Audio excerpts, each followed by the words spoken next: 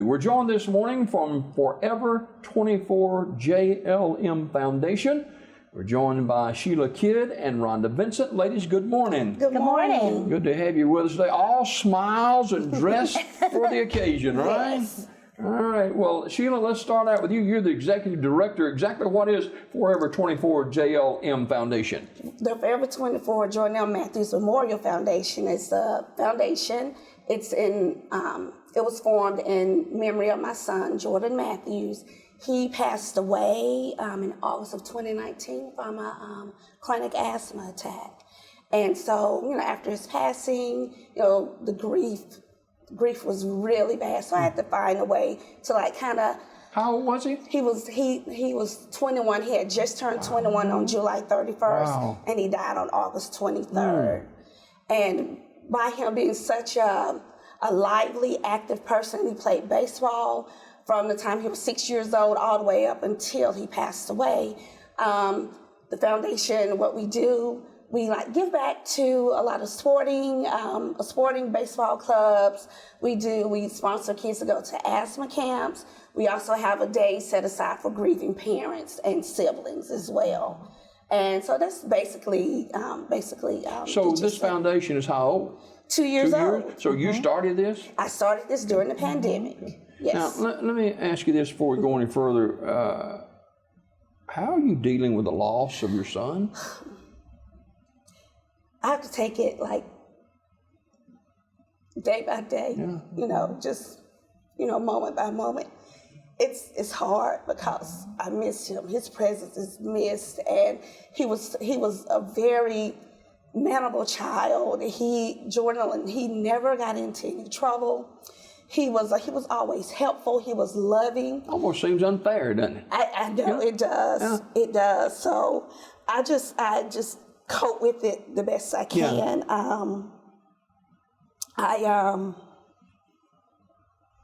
I think one thing that Miss Sheila has done to cope with the grief over losing Jordan, she's channeled that into forming this foundation in his memory. And because he was a very generous and benevolent person, had an incredible smile. So Rhonda, how do you fit in with this? Well, I met Jordan in 2015 when my husband, Mark Vincent, Coach Vincent from B.B. Comer High School, he coached Jordan. So Jordan was a junior in high school when I first met him. And then, of course, my husband was hired as the full-time varsity baseball coach at B.B. Comer Jordan's senior year. So that's when I came to know him. And he was an incredible kid. I never, ever saw him without a smile on his face. And he did everything you asked him to do and more. He was an encourager. He was the perfect example of sportsmanship.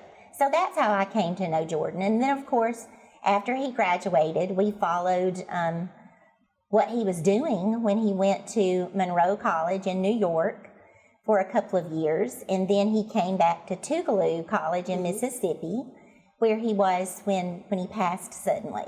So was he playing ball then? He was playing ball then. He was actually getting ready to go to their early morning practice. And from my understanding, from all the reports that I got, he woke up that morning. It was around 4:30 that morning, getting ready for school, but he started exasperating, wheezing really badly, and he tried to, he felt himself gasping for air, or he was just wheezing really bad. And so he tried to make it to the hospital, but as far as he got was to the guard station at the college campus. And when he got out of his car, he asked the guard for help. And the guard told me that, when he got out of his car, he said, "Could you call 911? I'm having an asthma attack." And at that point, he passed out, and he never came back. Did he suffer from asthma down through the years? He did. He was diagnosed with asthma since he was 4 years old. Yes. So, Rhonda, talk about the Forever 24 JLM Foundation. How does this work? Well, one of the things that we do, first of all, we want to raise awareness of asthma. It affects about 300 million people worldwide right now, and within the next 10 years, that number will increase by 50%. But what we want people to understand is that they can still live a very normal life with asthma. So one of the things that we do is provide scholarships for children who want to go to asthma camp at Camp Wheezaway, because that particular camp is where Jordan learned about resources and tools to help him cope. Where is this at? It's in, I can't remember the town it's in. It's in Wetumpka. Wetumpka. Okay. Yes. All right. And it's actually on Jordan Dam. Oh, wow. Just okay. right off of Lake Jordan. Lake Jordan. Uh-huh. Yeah, wow. Okay. That's pretty cool. Yeah, that's quite a connection there. Right. Isn't it? Yeah. But we were able to send at least one child to. We actually said this year it was 4. We Okay. sent 5 kids this year. Okay, great. And it was held from May the 29th through June the 3rd. All right. For people who are laymen like me that don't know about asthma, what is this and what causes it? Well, I think allergies can cause asthma. Children who have RSV, which is a respiratory virus, when they're very young, they can develop asthma. What are some other, and I know environmental exposure to toxins and things can cause asthma. Yes. And anxiety. Right. Some people have anxiety-induced asthma. Some people have Exercise-induced. exercise-induced asthma. Yes. Does it affect African Americans more than Caucasian or? From my understanding, it's all it's spread. Yeah, it's broad. across the board. I actually have asthma, but I did not develop it until I was an adult. I didn't have it as a child. And some people have it when they're children, and then they outgrow it. But, for people like Jordan, once it started, it was there to stay, but it was very well controlled. Yeah. Yes. Sheila, how did you start this? Well, during the pandemic, I was because he passed away in August of 2019. And, in February of 2020, which was 6 months after he passed, the pandemic happened and everything shut down. And there was nothing for me to do. I was very grief-stricken, and I still am, but I'm just learning to cope with my grief. And so my daughter, I have a 20-year-old daughter, Jordan's sister, Kiara. Her and I, we was talking one day. We was like, well, Mama, let's just do something for Jordan, because, as the saying goes, grief is love with nowhere to go. So we had to do something to still love on Jordan so that we can get through, the grief process and the grief stage, so we had to find a way to navigate through it. So that's when we came up with Forever 24, JLM Mathews Memorial Foundation. And because he loved his community so much, he had so many friends. He loved, he loved playing baseball. He just loved being active. So we was like, well, let's just form this foundation and we could give back to the community. We could do, scholarships. We could send kids to asthma camps. We could help grieving parents and siblings and things of that nature. Rhonda? Forever 24, that name, Jordan was number 24 at Tougaloo College.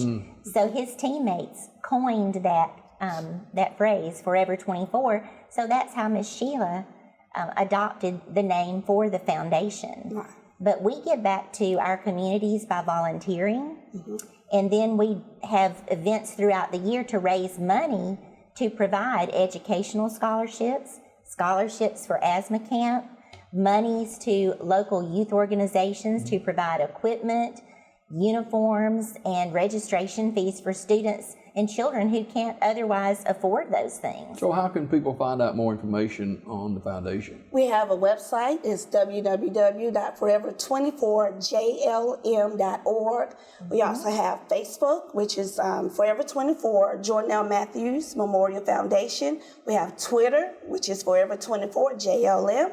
And we also have Instagram, which is Forever 24 JLM. So you can find all of our information there, all of our flyers. And on the website, there's an About the Foundation tab that you can click on. It'll tell you a lot about the foundation and a lot about Jordan. Forever Jordan L. Mathews Memorial Foundation, forever 24 JLM.org. We're joined this morning, of course, continued with Sheila Kidd, who's the Executive Director, and also Dr. Jimmy Lee Thomas on the Advisory Council. And Dr. Thomas, good morning to you, sir. Good morning, Jimmy. How are you? Well, good to have you with us. We continue to talk about this foundation, and I understand there's a softball tournament coming up in July. It is. It's one of our annual fundraisers.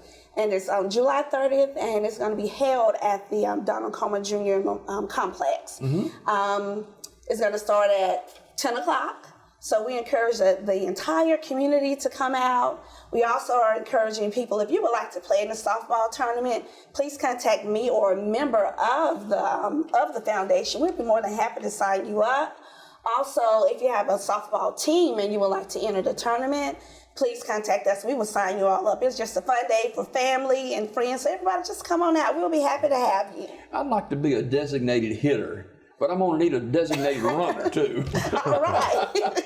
we can work that out.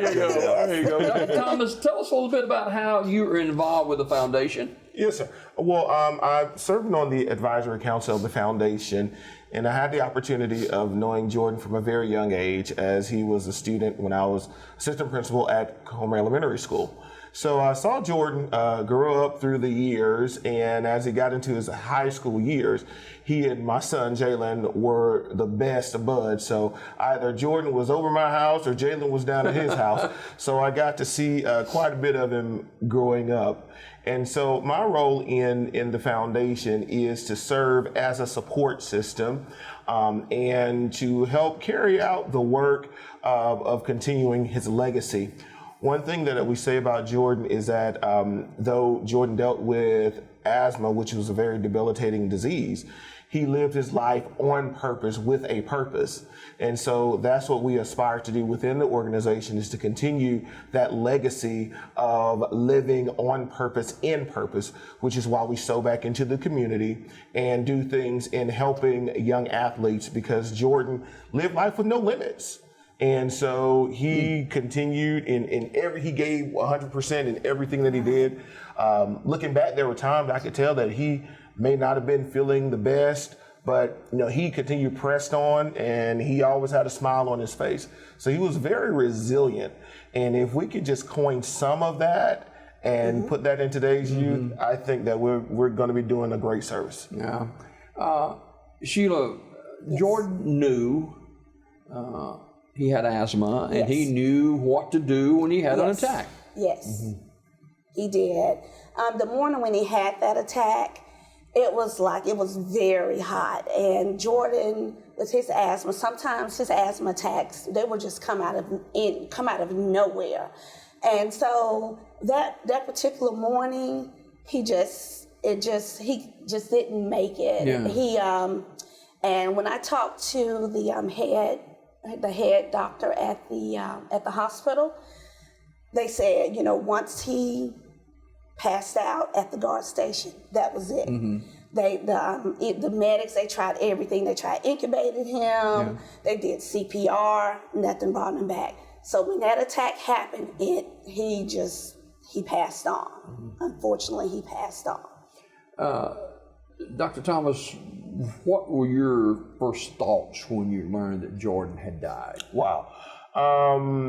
Well, I remember actually very vividly. I was driving down the road about 7, and I got this call from Sheila, which I thought was a little odd, but it was early in the morning. It was early in the morning, and she at that time was en route to Mississippi, and so when she said that Jordan had an asthma attack and he couldn't come back from it, I just remember having a sense of stillness almost. And so my thought was, oh my gosh, how can I get to my son who was an athlete over at Miles College? So that was my first thought. Okay, I need to get to him before this begins to get out and everything. So at that point, we just kind of transitioned into, okay, how can we begin to transition and get through this? But it was a very surreal moment. in that, I've seen Jordan many years, slept in my home many countless times. So it was a void instantly. But, we knew we had to kind of pull things together and to really support one another to get through the time. Sheila, being the mom, Yes. how would Jordan want to be remembered? He wants, like we're doing now, And I was able to get into some of his electronic devices in his cell phone, in his MacBook, in his iPad. And Jordan had a plan of what he wanted to do after he graduated or how he wanted to come back and work in a community. Jordan actually had he's always loved baseball. And in one of his folders he had on how to build and maintain a baseball field because he wanted to own a baseball field. He did. He really did. And I was like, okay, so this is one thing that he wanted to do. And he always loved mentoring and coaching other kids. So that's one thing that I know he wanted to do as well. And I want to go to this point here. And the summer that he passed away, during that summer, he coached with the Central Alabama Baseball Association with Mr. Keenan MacArthur. And that particular summer, they won a championship ring. And it was like a like a fast pitch baseball tournament. And he was very proud of that as well. And he also, I guess remembering him, giving back to the community, and in that folder, he had like information on how to raise money to carry out, his dream. You knowing Jordan, being his mom, and Dr. Thomas, who knew him well, is also. You didn't have to worry about what you were going to find in his stuff, did you? I didn't. And I didn't find anything. And I was looking, I was like, you know what, let me just go in there and see. Let me see what, when he was away from me, how did he act? But he conducted himself accordingly. Wow. He really did. And I have one testimony. One of the parents at Tougaloo College, he came up to me and he was saying that this guy, his son was running for like Mr. Tougaloo or something, and they was having a fundraiser at the college. And the parent told me, he said that there was some other kids that was coming by the table when they was on the fundraising, and they were just like out of order, just having, saying profane language, just really out of order. And Jordan stepped up to those kids and said, hey guys, we have parents here, you all be respectful. And this parent, every time I see him when I go visit Tougaloo College, every time I see that parent, he always tell me that story. He said he remembered, he didn't know Jordan personally, but he said that young man right there came from a well-rounded family and a well-rounded community. And for that, he was very proud. Dr. Thomas, that was Jordan through and through, wasn't it? Through and through, absolutely, Jimmy Dale. From the time of his youth and even into his young adult years, he was always a young man of respect, of integrity, young man of vision, and one who stood out in a crowd and had a smile that would just lighten up a room. No matter if you were around Jordan, you couldn't stay sad for long because he would just had an energy to read a room, and he would just instantly lift your spirits. So again, Sheila, how can we get more involved with the Forever 24 JLM Foundation? Okay, just contact me or any of the members of the Forever 24 Foundation. We have our Facebook page, which is Forever 24 Jordan L. Mathews Memorial Foundation, or you can contact us through our website, www.forever24jlm.org. All right. Yes. Before we go, tell me a story about Jordan's proudness on the baseball field. Jordan was awesome. He was amazing. Jordan liked to steal bases. He was a little speed demon. He was. He liked to steal bases. He was like, well, Mama, I'm going to try to steal.